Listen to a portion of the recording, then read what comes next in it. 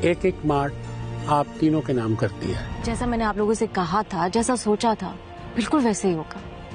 बस आप लोग मुझे ये बताएं कि आप लोगों को मुझ पे ट्रस्ट तो है ना? बिजनेस की कमांड तो तुम्हारे हाथ में है।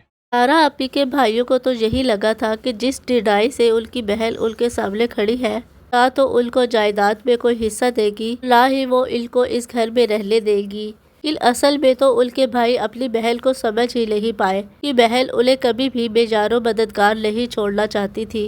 कि भाइयों ने तो उनका बाल तोड़ दिया, लेकिन उन्होंने अपने भाइयों की जिद के आगे हार मान ली। सब भाइयों के नाम एक एक शॉपिंग मार्ट, ये घर भी उनके हवाले करके खुद वो चली गई।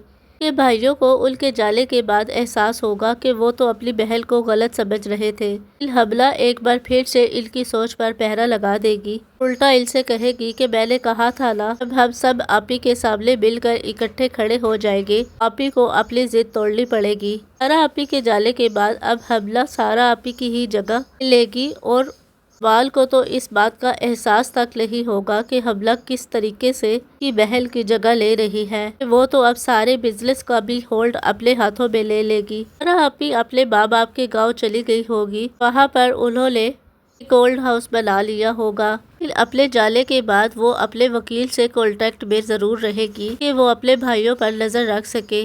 ये तो हमें आने वाली एपिसोड देखकर ही पता चलेगा। उस्मान के साथ साथ बुरहान और लाल भी क्या हमला की बातों में आ जाएंगे, फिर वो अपनी आपी की जगह को उसी तरह कायम रहने देंगे इस तरह वो अपनी जगह छोड़कर गई है। उस्मान तो हमला की बातों पर इतना ज्यादा आंखें बंद करके भरोसा करने लगा है, वो उसे पहचान ही नहीं पा रहा कि आंखें तो तब खुलेगी जब पानी सर से ऊंचा हो जाएगा।